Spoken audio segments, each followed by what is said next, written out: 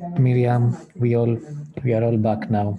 Thank you. Okay, great. Thank you very much. So welcome back to the plenary session. I hope you all had very nice and fruitful discussions during the breakouts. I myself was in the Iron Lady breakout, which was very interesting. And I would like to ask all the moderators now, or the reporters of the different sessions, to put on their cameras.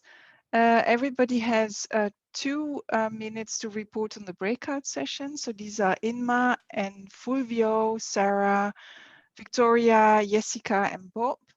And I would like to start with the EOSC Partnership breakout. So the first breakout was moderated by Inma. So please go ahead.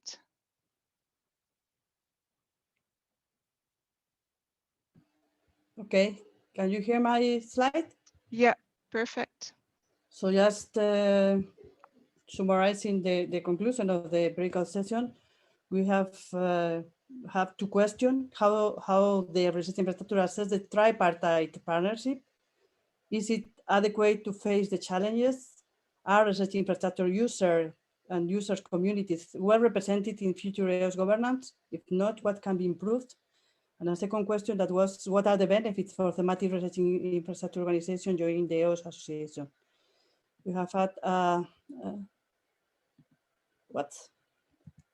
the discussion, and we have 4 main conclusions. There is a clear interest of the research infrastructure to join the association, but it is also recognized that there are certain lack of information. For instance, in some cases, the possibility to join as observer was not considered because it was not known. So it is important to improve this communication in order to have all the information needed. A second conclusion is something that has been raised for the research infrastructure, the financial difficulties.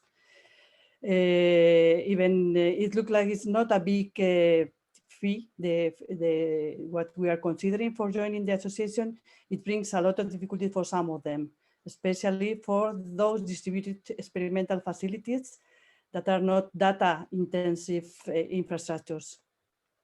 So we have been discussing about the possible solutions that could be find a way through joining through the clusters, thematic clusters.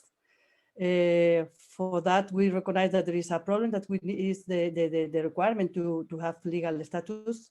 And in this sense, the possibility of light association or legal form for those clusters being represented in the association could be a solution. And the other possibility for those research infrastructure is try to go through the institution that are hosting the nodes of the research infrastructures, distributed research infrastructures, in order to have access to the association. A third conclusion, it is about the benefit. It is recognized EOS as a catalyzer to cross-domain collaboration and access. And also it's considered like it's a wonderful tool to develop and for the development and diffusion of standards.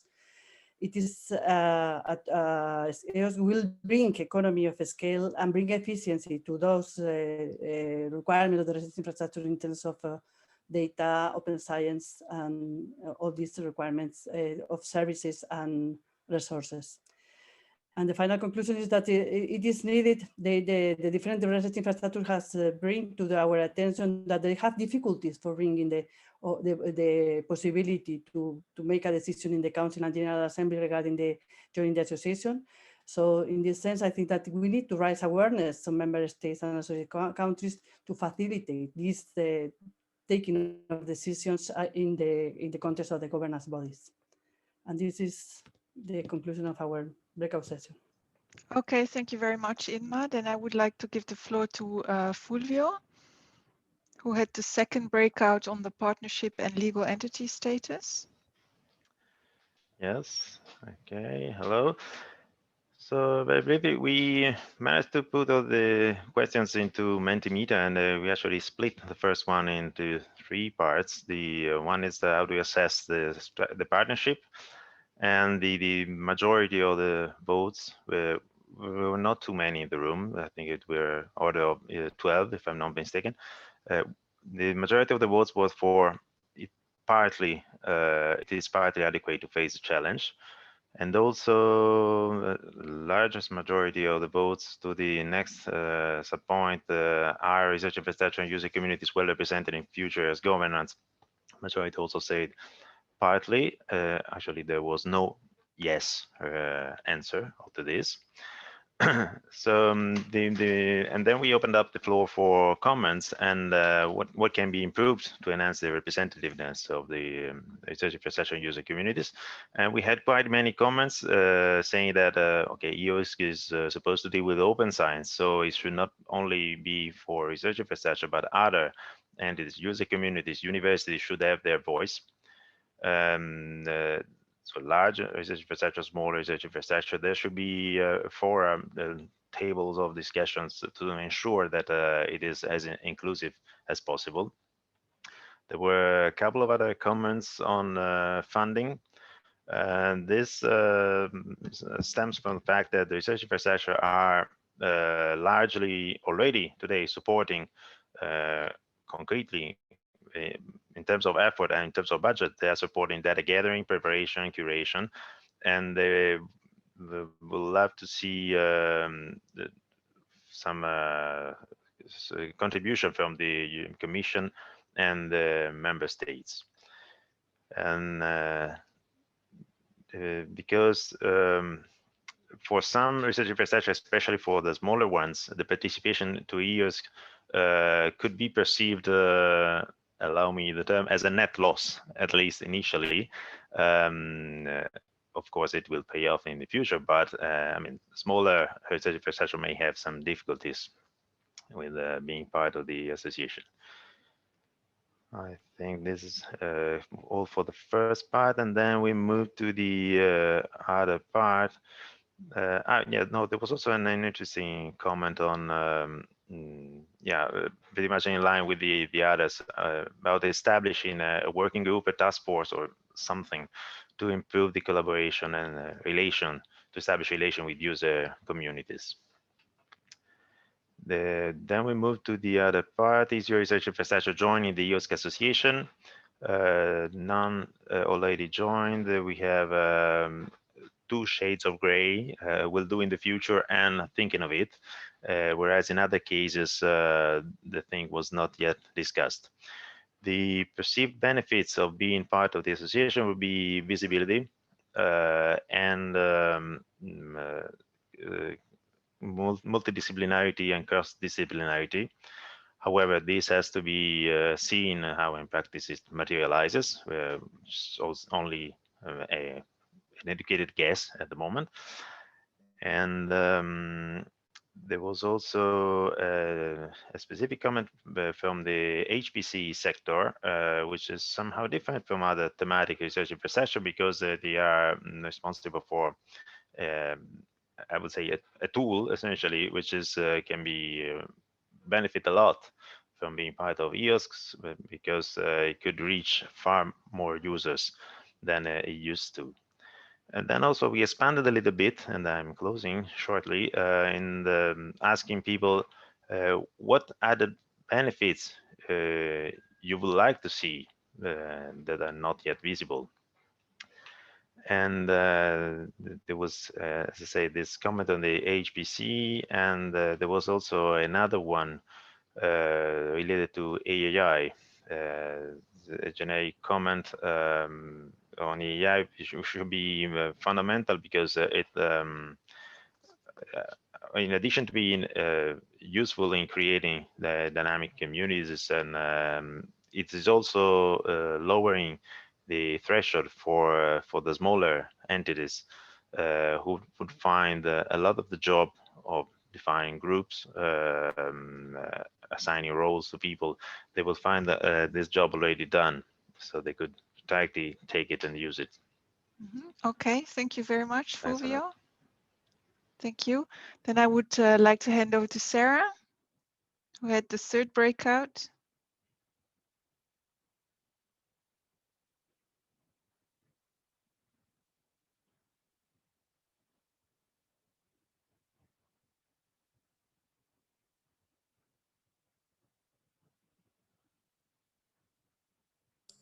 Okay, can you hear me now?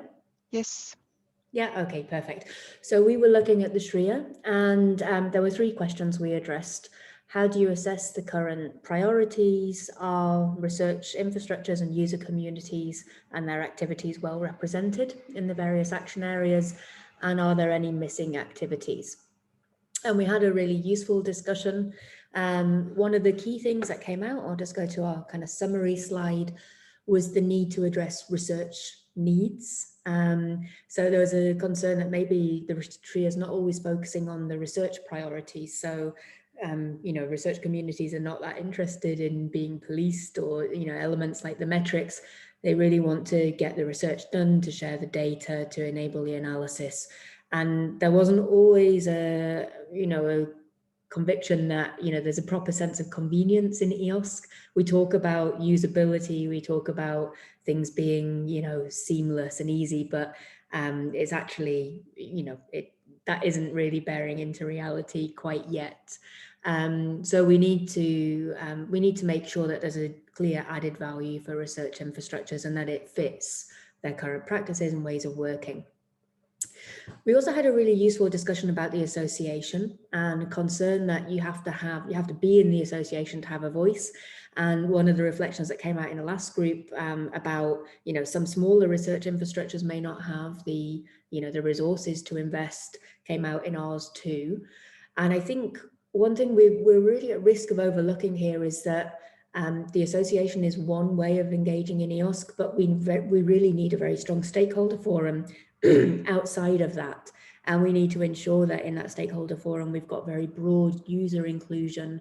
I know it's sometimes difficult to engage research groups, so maybe we need to work through the mediators, the software engineers or data stewards or the different professional bodies for the research communities.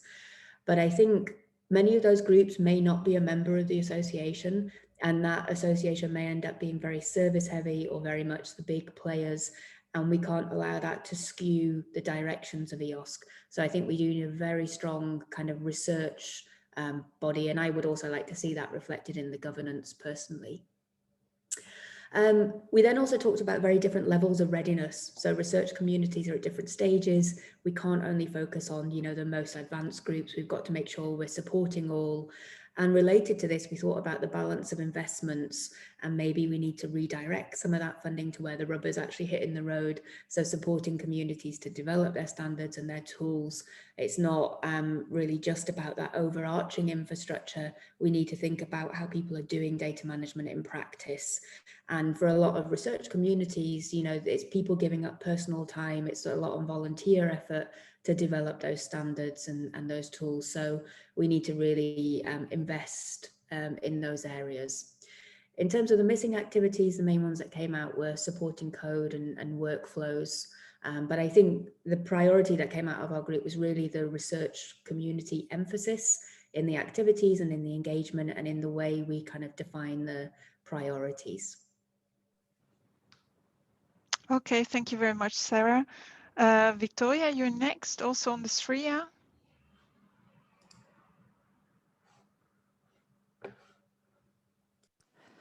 Thanks, Mirjam.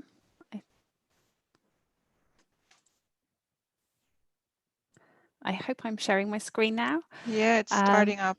Yes. Excellent. So we had some really interesting conversations within our group also on the SRIA, touching on the same point that Sarah, that we've got some various levels of readiness within the participants of our discussion group, but also different levels of awareness of the SRIA so far. So we had some of our members who very actively contributed to the consultation, for example, and others for whom they hadn't even had a chance to see the consultation yet. And obviously the full SRIA isn't published. So all were appreciative, I think, of mechanisms such as this to understand the SRIA. Some of the points that were made were the overall vision, so the vision for the future, and a shared vision to be developed between EOSC and the research infrastructures was raised within the group, and the impact that this might have on the priorities if there are any changes in that vision. Some of the things that were missing is a clarity still on the assets that will be available through the EOSC, and to understand in particular what exactly is expected from the RIs at this point in time and going forwards. I should say that we discussed some of the preparations that are being made across the different organisations who are represented in our group, and there are significant preparations being made to the EOSC, which already underpin some of the action areas that are described within the SRIA. So work is already ongoing in these areas, particularly across the standardisation of protocols, data management plans, certification, and sequencing, but also reassuringly that experience is being shared across the community as well, particularly across consortia. Less so, I think, we felt across different disciplines, though I think there was some feeling that that would be valuable. One of the points that was raised is a real need to take advantage of the existing IT expertise in research infrastructures to underpin the interoperability of the EOSC. We also discussed the need for mechanisms for continued exchange of experience across RI communities as the SRIA and as the EOSC becomes a reality. And we looked at what ESFRI's role might be, both in terms of the SRIA and moving into next year, but also at a higher level. So recognising the collective experience and knowledge that ESFRI has in the region of governance and maturity and implementation, and having policies in place, that the ESFRI has a role to coordinate and catalyse some of the alignment of policies and practices across the community in this area. And just to finish off, there was recognition, I think, that some of the national levels are already looking at the present and the future, but really looking to the future. What's the future of EOSC needs to be done at all levels, including at the European level and at the organisational level. I hope Thank you very much, Victoria. Accurately represents our group. Thanks. Great, thank you. Jessica, I would like to give the floor to you. Yes, thank you. Okay. Now trying to share my screen. So can you see it now? Yeah, perfect. Okay, great. So we had the same discussion also on the SRIA, and we had similar outcomes as the other two groups. So they are looking for a bottom-up approach, better involvement of the individual research infrastructures, but via the EOS Association, but also on other channels. And the feedback that we got in the group was that many organizations represented are already preparing to join the association, or very eager and very interested to join. So they are very interested to know more about it, to get more information, not just to join the association, but also how to integrate their data into EOS. So this was something that they're very eager to not just give input, but also receive input. And yes, one thing that was more of a question that came up that was not really answered, but maybe food for thought, is how to meet the individual needs and federate on an international level, but also how to involve individual researchers more into EOSC. So that was one kind of open question.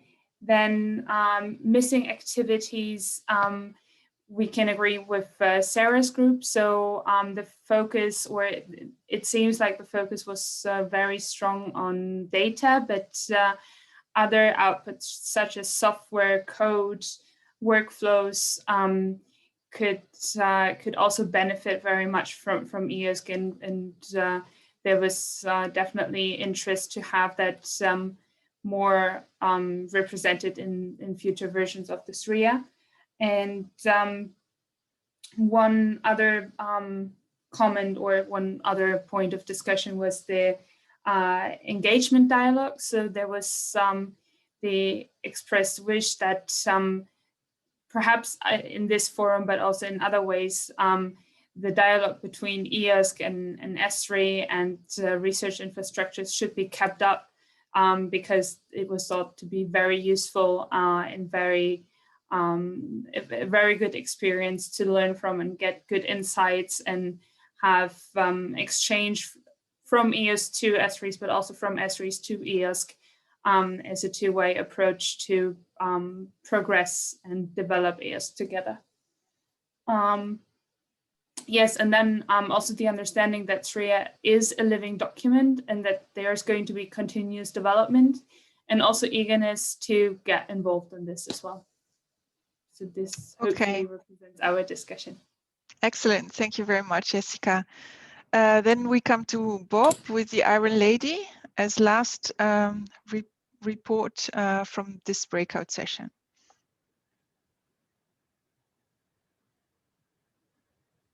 Okay, can you see my screen? Yes. All right, so yeah, this is on the Iron Lady.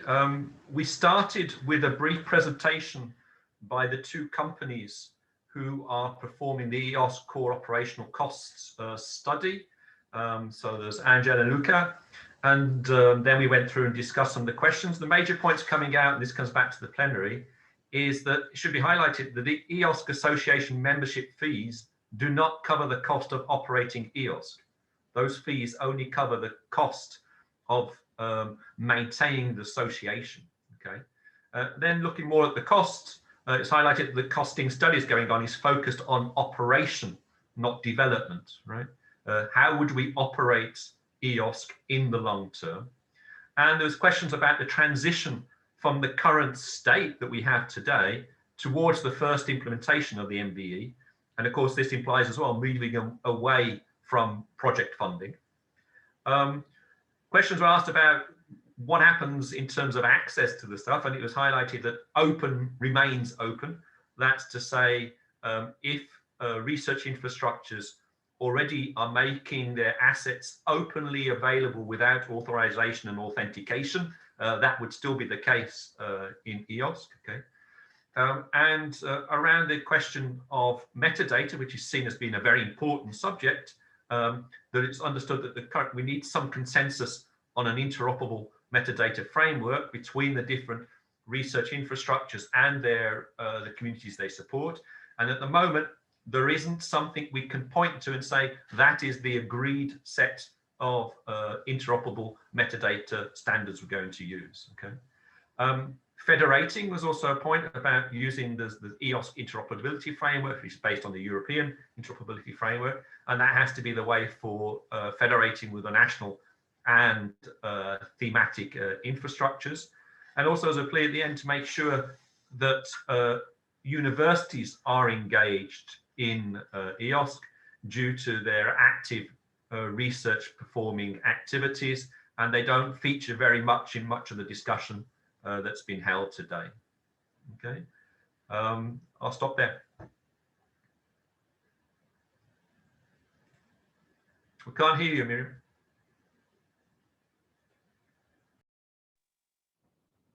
I always forget that. Sorry. Thank you all very much for your very comprehensive report. And it would be great if you could send your slides then to the stress-free team so that we can use them to write up the report of the workshop. And that would be great to have that. Then we are quite late, but still it's so we will reconvene at 2 o'clock with the next session on the updates of the latest technical developments that is chaired by Yanis. And until then, I wish you a nice break and see you later again. And just to say that we'll be back in the webinar for session 2. So don't come back here, go back to the webinar. Yeah. Thank you, Victoria. Thank you. Okay. Bye-bye. Bye.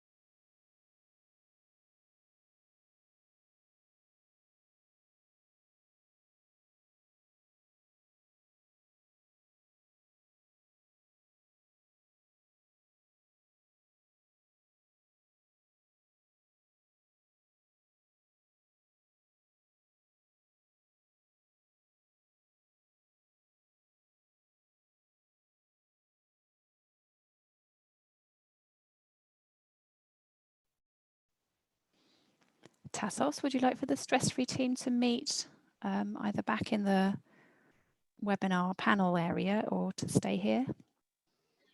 Sorry, Victoria, can you say again? Would you like to have a quick catch up with the stress-free team, either here or back in the panel session?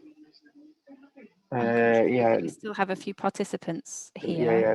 Let's. We're closing this and let's Okay. go to back to the panel. Yes. Panel. Okay. See you there. Yeah.